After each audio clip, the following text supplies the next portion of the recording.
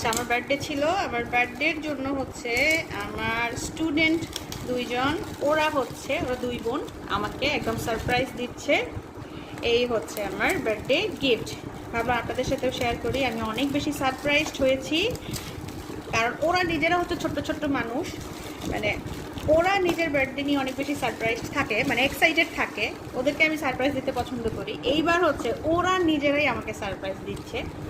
এবং এই দেখুন, ওয়াও, হ্যাপি বার্থডে লেখা, তাও অনেক সুন্দর হয়েছে, অনেক সিরিয়াসলি। ওরে বাবা, ভিতরে আবার চকলেটও আসছে।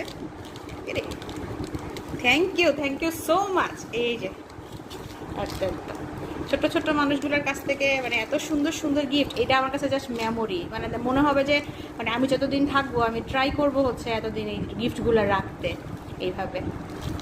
থ্যাংক ইউ সো মাচ, সত্যি আমি অনেক খুশি হয়েছি। ইভেন গিফটগুলো কিন্তু সত্যি অনেক সুন্দর হয়েছে, কলমটাও সুন্দর হয়েছে, সব কিছুই সুন্দর হয়েছে।